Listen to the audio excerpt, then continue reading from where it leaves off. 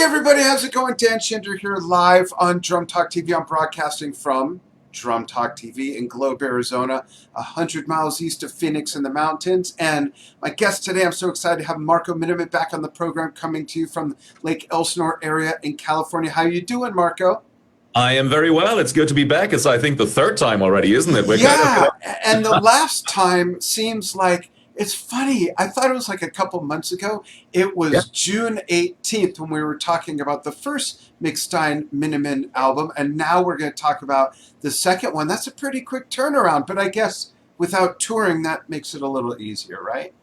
Yeah, possibly. I mean, you know, Randy and I were both very prolific writers, first of all.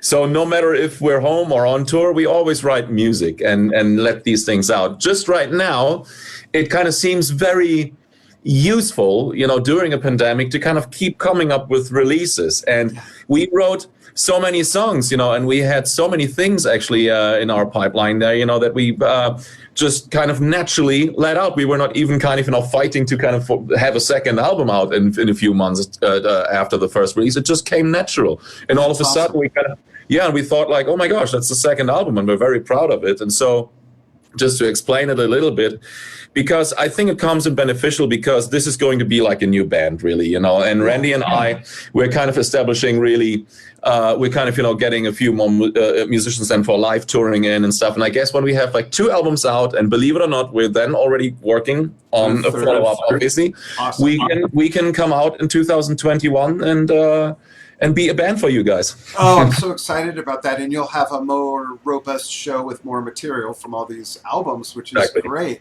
And I want to encourage everybody, please let us know where you're watching from. And also let us know if you have questions for Marco, and I'll relay those. I want to start out by playing a clip of, I think, what might be my favorite song so far. This is I Don't Need It. And after this song, I want to throw out a couple perspectives to see if anyone else in the audience hears what I hear, and to see if the influence is what I think it was from you as well, okay? Yeah. Here we go. Check this out, folks. You, again, Marco, like before, you won't see it, you might hear it, but the audience will. Okay, here we go. Check this out, folks. I don't need it.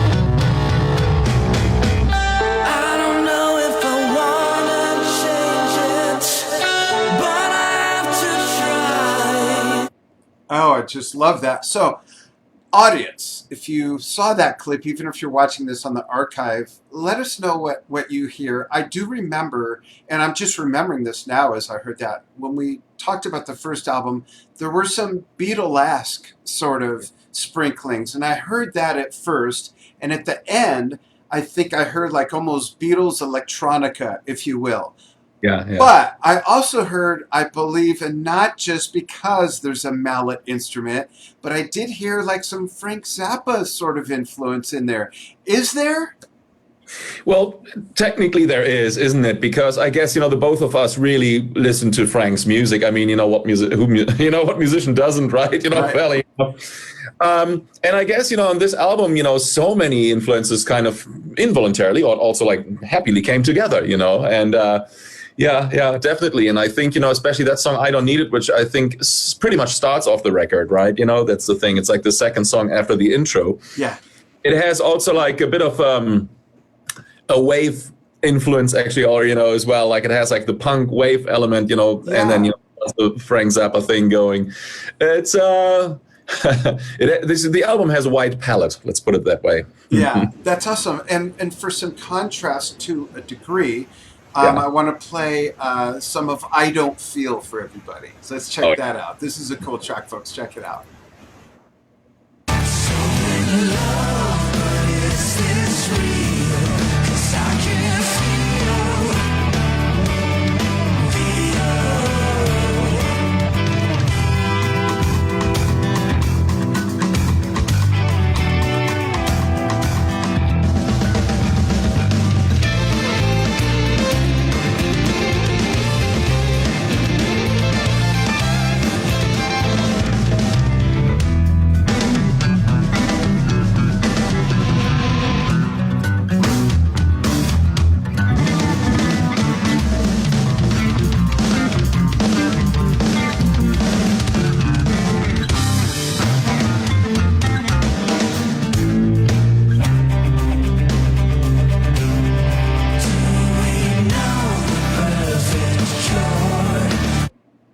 So cool. I love that one too. How do you, maybe I asked you this in June when the first album was coming out, but I honestly, off the top of my head, don't remember the answer. How do you and Randy decide, or does it just come naturally, who's going to play guitar on what songs? Because I don't know how many people know this, but you're just as proficient guitar player as you are a drummer. How does that arm wrestling match go? There's no arm wrestling match around about that. Usually what happens is that we write the songs separately in our homes and then introduce them to each other. And the core, basically, of the instruments, are played by the one who wrote the song. Mm-hmm. So it's not surprising that on my songs I play most of the guitars, maybe also a little bass, and sometimes actually Randy also chimes in and replaces the bass or adds something to it, or some guitars. We figure that out as we go along, if we come up with some good sounds. And it's the same actually, with Randy. If he sends me a song, I usually add drums and maybe on and off like a few little other dressing kind of things, right? So we complement each other. The one thing, vocal-wise, because we also both sing. Well, Randy sings more than I do. I'm a shit singer, but I can bring my message across. But for me, it's like great to have like Randy singing most of my songs and leaving just a few parts. And because he's just such a great vocalist. Yeah. And I guess, for the songs that I do, it is such a pleasure kind of, working with Randy, because it gets me to a result quicker than I would do it myself. Even though it's great to work at home, but you lose sometimes objectivity. You start writing for your solo albums, and then you have to be the one kind of agreeing with yourself, what you release. Yeah. With Randy, it's fantastic. We're pulling on the same strings and we are complementing each other. So it's always like not a safety net, but a strong bond, for some reason, we form, and it's a very fruitful collaboration. So that's great. There has to be a special chemistry for it to work like that, which says a lot. And regardless of who writes the song, do they all, to some degree, end up being a collaboration? Well, more or less, it is a collaboration, because, we do kind of have this, the core of the songs, usually really defined by who wrote the song, but we are not shying away of kind of telling, or let's put it that way, we don't tell each other what really to do, because we trust each other musically, and we also don't want to, let's put it that way, that we don't put the tiger into a cage, that you can, and the vision is always kind of appreciated, and it's only a few little bits on and off, then, when Randy does something that I kind of disagree, I say like, hey, this keyboard line is too much, or maybe the other way around as well. When I play something, that Randy maybe doesn't like on the guitar or whatnot, we had rarely a moment where we kind of just rather said like, okay, this one was a little bit too much, we take this away or something. But we never had a moment where we disagreed on a musical idea. Seriously, we never had this kind of thing where we go like, I don't like this tune.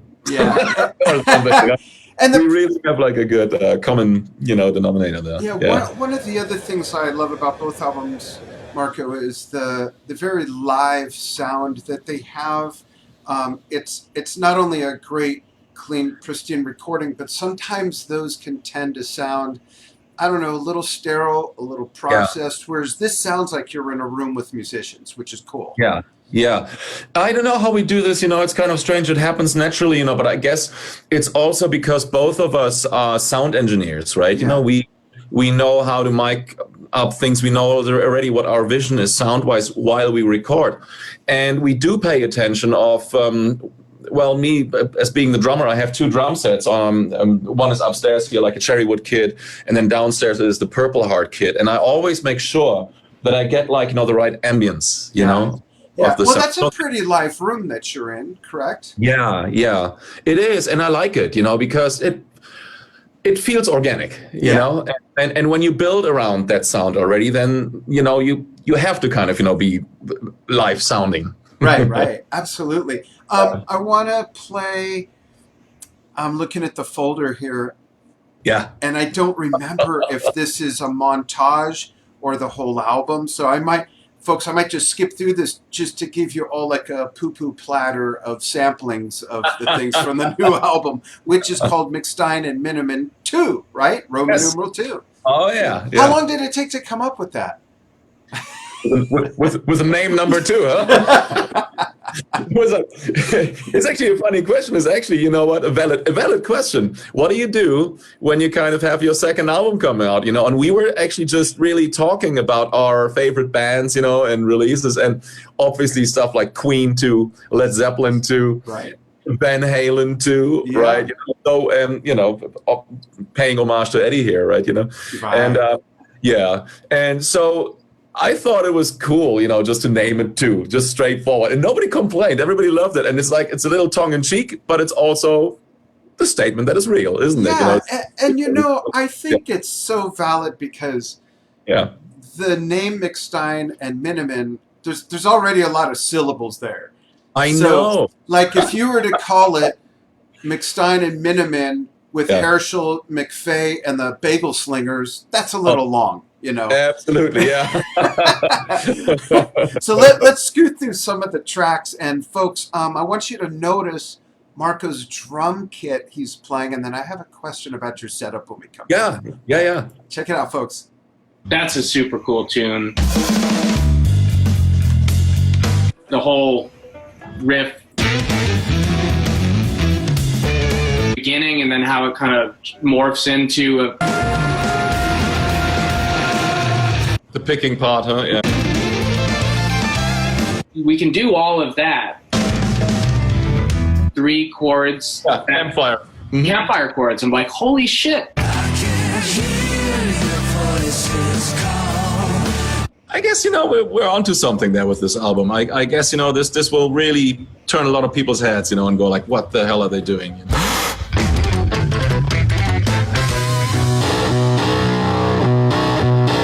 Oh, fuck, man. I don't know if I have any more juice in the tank.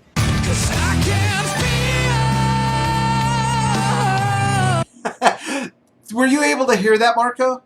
I wasn't. Okay, so what did that you say? was the video collage of the little snippets? Yes. Oh, cool. Yeah, it's great. So the question I have about your drum kit, yes, I don't know if I've ever asked anybody this except for Billy Cobham, but that was a bit of a different situation with his setup. But I've always thought, and that's all I can say. 3 letters, H-U-H, When I see drummers who set up toms that are completely out of order rather than left to right if they're right-handed or right to left, small to big. Billy explained once, I said, hey, so what's with the 2 big tom, he said, actually years ago, Joe Hibbs was helping him set up his kit, and he put the 15-inch tom in the wrong place. And then Billy thought, no, leave it there. This is interesting. And he ended up leaving it like that for like the last 20 years or something. But I noticed... Yeah, isn't that weird? But in the video, you have, what is that, a 10 or a 12 to the right of the center tom, correct? Yeah, that's an 8-inch. That's an 8-inch. So, and you're right-handed, so traditionally, normally people would go 8, 10, 12, 14, whatever. So is it just so that it's easier to not think as hard, and maybe that's not saying it right, but to just come up with different patterns in a different way because of the placement, or what's the deal? There are a few variations of answers, and so the thing is, the first time it really happened when I kind of discovered that was when I was messing around with multiple hi-hats on the drum kit. And one hi-hat I wanted to have on the right side. One hi-hat I wanted to have like, 2 p.m.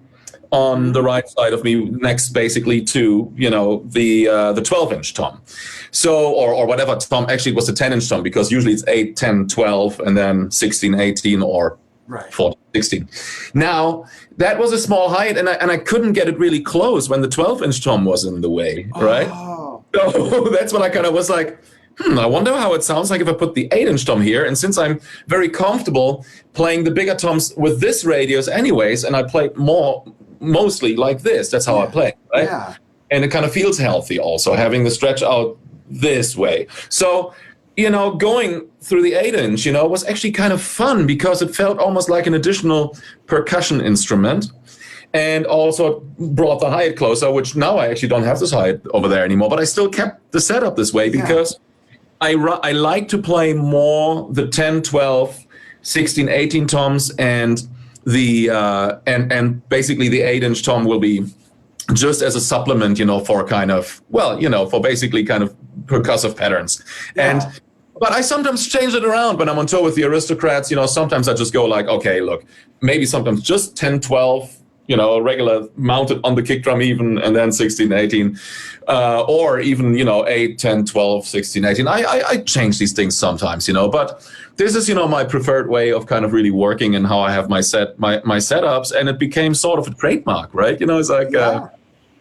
it's awesome. I appreciate that answer, and I'm curious, I know this might be hard to quantify, but what percentage, if at all, would you say that altered the way you play and the way you think and develop patterns, just by having that different size tom tuned higher somewhere where it normally hadn't ever been for you before?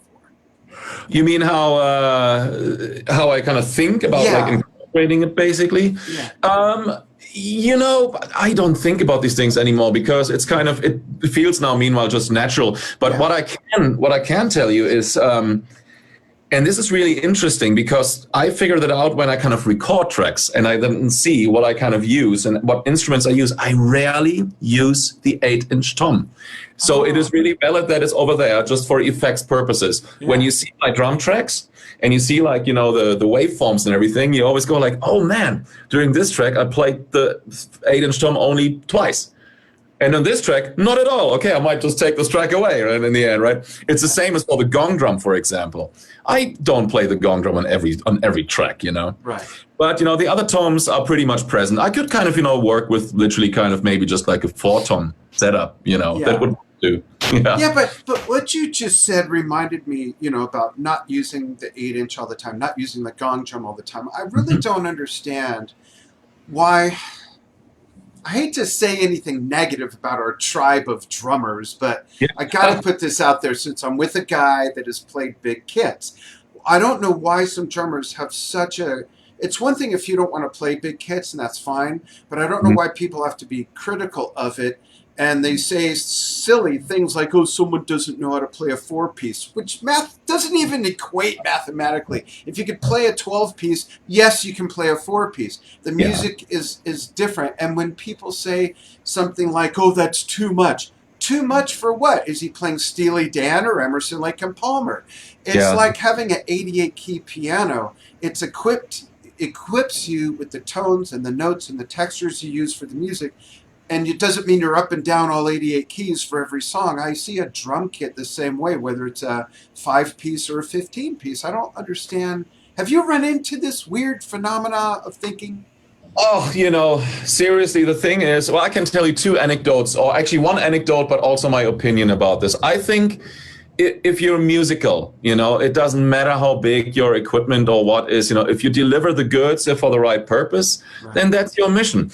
There will be always like some, in quotation marks, purists who would go like, oh, no, it's like, you'd only need like a 5-piece kit or this and blah, blah, blah. It's and like, you better be playing traditional grip. Yeah, exactly, that too. Look, there are countless of, here are some of my favorite drummers. Buddy Rich, fairly small drum kit, amazing.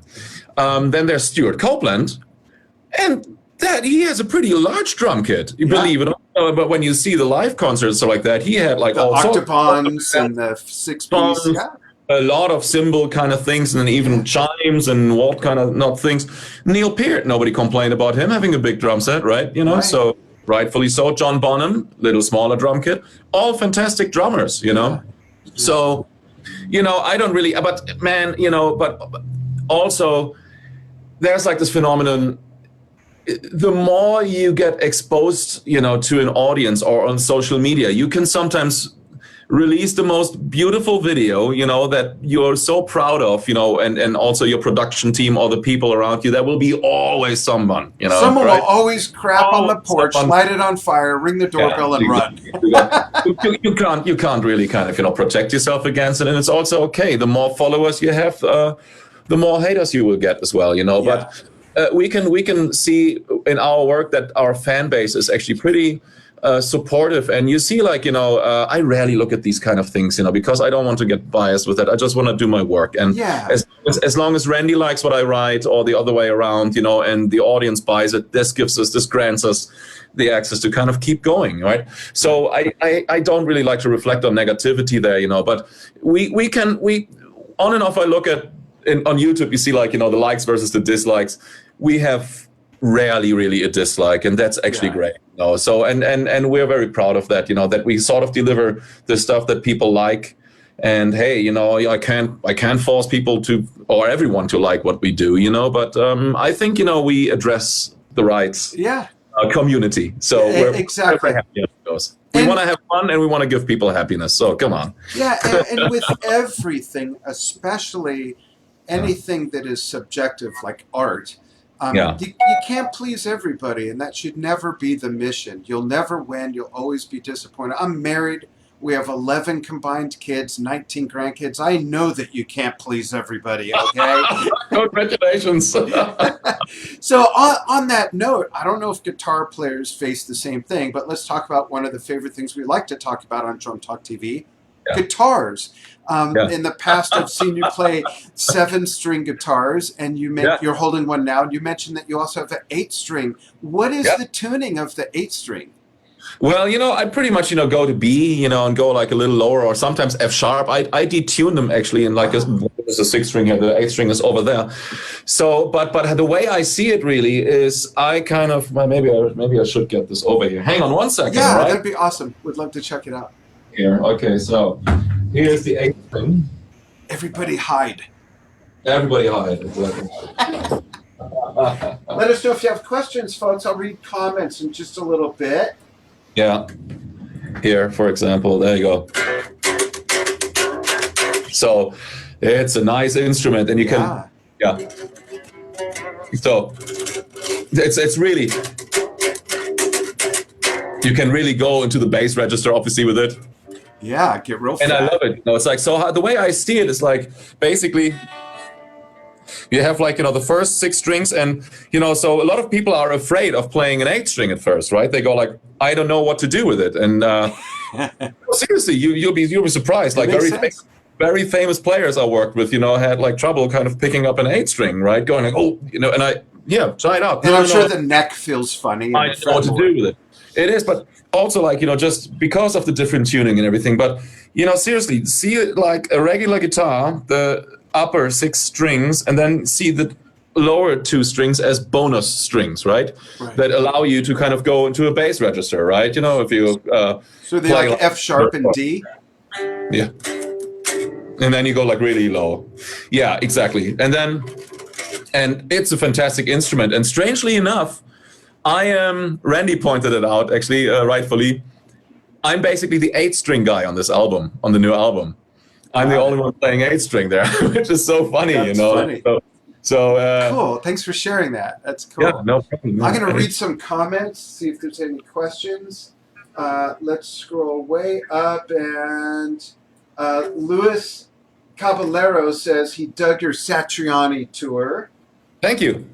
And we got people from Hungary, from Cyprus, from... Oh, cool. I wonder if that's Cyprus, Greece, or California. I'm not sure. That's probably Cyprus, Greece, I think, because we played in Cyprus. Oh, perfect. And yeah, we had 2 shows, I think, with the Aristocrats. Yeah. Nice.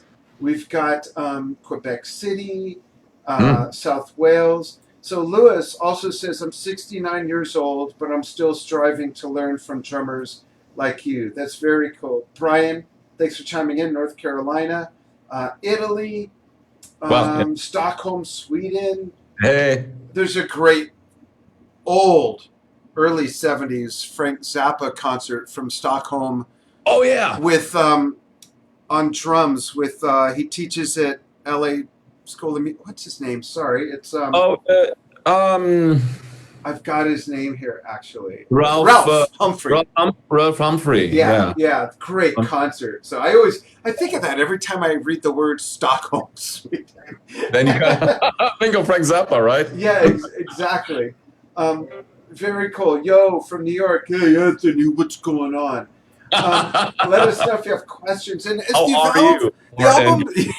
The album's available now, right, Marco? No. McStine, when is it? Yes, it is available, but for pre-order. Okay. For pre-order. It's coming out early next month, December. Great. We just got the mix down finished and the artwork finished. It is in production, and it is set to be released on December 4th. And there might be a slight delay of 1 week or a few days because of the whole situation and you know how people work during the pandemic. So there will be a slight delay of delivery of the physicals, but that will only be like a week or so. Cool. For everyone who pre-ordered, the downloads will be absolutely available on December 4th already, and your products will ship. So cool. That's when it's going to be released. The album is finished, and we also just launched the vinyl campaign. We have actually, again, 100 copies, very limited, and these are numbered copies of our new album. And we just posted it actually an hour or 2 hours ago, nice. And already a quarter of the copies are gone. So if you want to have a vinyl copy, you might want to order this rather soon as possible. Yeah, I want to have one too, man. Yeah, and what is the website? That's diggersfactory.com. Diggersfactory.com? Diggersfactory.com. Okay, yeah. Stephen Shinder, please put that in the comments and pin it. Get your copies now at diggersfactory.com. Those will be gone. Yeah, those will be gone soon. My son, our associate producer, will handle that. And vinyl is cool because I was freaked out enough when CDs came out and all the beautiful artwork from like Hypnosis and Roger Dean shrunken down to this thing where I still need sometimes this to read liner notes, you know? I know, right? And now albums are back, and I'm such a huge fan of album art that the medium is coming back, which is great. I keep telling my wife we need to get a newer turntable. I say newer because we have, when you come up here, you'll have to see it. We have a 1924 Victrola that actually works. And you crank it, and it's got a spring inside that tightens. And when you're done and you release the brake, then the turntable turns until the spring loses tension. That's crazy. Yeah, and these albums are like maybe 10 inches, and there's just one song per side. It's really great. It's amazing. Those were like the shellac records. Yeah. Shellac records. They were like made out of wax and not vinyl, I think. Exactly, and they're heavy. They would break if they fall. They would just shatter. We have 78 RPM, right? I don't recall. I think there's 3 speeds on it actually. Yeah. And 33 and 1/3, and then 45, and then 78, right? Yeah. And it might be the 78s that it's playing. And back then when it came out in 1924, the 20s. Funny, I'm telling you this with the name of one of your other bands. At the time, you had to be an aristocrat to get something like that. Probably, right? A doctor, lawyer, someone real hoity-toity. Now you could be a schmuck like me with a couple $100 and you got one. So but it it's was beautiful. Like state of the art in the 20s. It was like, oh my God, I got the flat. And there's like cabinet doors in the front of it that open, and that's the volume. You open the doors and it's like 5 times louder. It's really cool. Isn't it great? Yeah, it's awesome. So let me ask you this about the possible, or rather impending tour. Do you have the musicians picked out yet? Can you mention them? Not yet. We're still deciding, about whom to really kind of take with us, but there are like some ideas already. Okay. But that one has to be decided actually like a little later and unveiled, because we're just really thinking about getting together after this album is released and then jamming with a few people and then seeing, where heading, and maybe doing like a live stream as well. Oh, that'd be great. Yeah. So let me know. Let me know about that. We'll carry it. Yeah, absolutely. Really great. Cool. Thank you. Yeah. Yeah, absolutely. Do you have other projects on the horizon outside of working with Randy? Well, I always work, on studio productions here. People hire me a lot, to play on their albums. That's not other projects, and that's just me being a studio musician. But I get these things a lot, and especially during the pandemic, it's a welcome thing. That kind of people reach out to you. They do this anyway. So, but usually I have to. During the touring months, I can't take studio jobs. Right. Now I take all the studio jobs here in the world, and it's so much fun. Yeah. Oh yeah, it's so much fun to do that because I'm sitting here, my set is always mic'd and I'm having fun playing. Yeah. So yeah, those things will come out regardless, right? The things where I'm guesting on or so. But project-wise, working with other people right now, no. I mean, the thing with Randy is going so nice, and so it's a great collaboration. And obviously, I still have my band, The Aristocrats, right? And we're planning on releasing actually a live album soon, of some selected cuts from our most recent tour, which is now, 3/4 of a year back, so to speak. But other than that, I don't try to distract myself, too much. That's cool. And, because that's the thing I'm doing with Randy right now is pretty much, I don't want to say anything wrong, but I think I can speak for the both of us. It's like our solo albums we do anyways, because each of us brings the songs in and we complement each other. It's like almost like a solo project, but conceived as a duo, And so, yeah, I'm really blooming and having fun with this, and it's just so great. And we kind of keep going with that. Release the second album and then establish a live program, and then see what's heading. So, yeah, exactly. Awesome. So to close out the interview, let's have a little fun with I'll just toss out a bunch of rapid fire questions. And for each question, only one answer. One answer per question. One. Okay. One. So let's start with this. As a drummer, if you had an opportunity to tour once with any band, together or not right now, who would that be? Oh, Led Zeppelin. Oh, perfect. How about on guitar? Led Zeppelin. Okay, there you go. Nice. All right, coated heads or clear heads? Coated. Okay, wood beater, felt beater, or suede? Suede is usually what I do. I turn the felt beater around of the DW beaters. Okay. I have cherry beaters with a suede pad, and I turn them around. I like the slap of the wood. Yeah, I like that. Sounds a little weird. Yeah, right. That sound. Yeah, you look kind of kinky. How about cymbals? Clean them, let the patina build up, or a combination of both, depending on the cymbal? A combination of both. Wipe the dust off. Oh, okay. So which ones do you like the patina to build up on? Oh, I don't know. What would you think? Is that more of a ride cymbal or a crash cymbal? Honestly, for me, it's more like a ride cymbal, and I like the crash cymbals and also hi-hats. Actually, to be very honest, like a little, not too shiny bright, because all the high end can kind of hurt, higher mids, so I kind of like them a little bit dirty and a little bit, when you see my cymbals, obviously they're not like, super dirty and greasy and whatnot, but I just mainly clean them off the dust, right. and the rest I kind of let them kind of sit there. I don't polish them or so. Cool. My drum techs mostly do when we're on tour, rightfully so, because sweat drips on it and whatnot. Yeah. So yeah. Cool. Eat or not eat before you perform? Not eat before I perform. Okay. What's your favorite thing to eat after you perform? Steak, sushi. Okay. And what's your favorite thing to drink after you perform? Oh my gosh, beer. Okay. Cool. So, on the subject of beer, light or dark? Light. Straw, funnel, or beer bong? What's wrong? Bottle of beer bong. Beer bong. I don't know. Cool. So there, folks, you get to know Marco a little bit more. The last one I just blabbered something out. Yeah, that's okay. I'm going to order the album because I love these little clips. They're great. And folks, I encourage you to do the same. Yeah, absolutely. It's great music. Can't wait to see you live. Just making sure, see if I missed any other questions. Yvonne says, a few words about the new album, Illegal Aliens. I'm waiting to receive. Oh, that I don't know because I don't distribute the album. I really just played there. It's coming from Germany.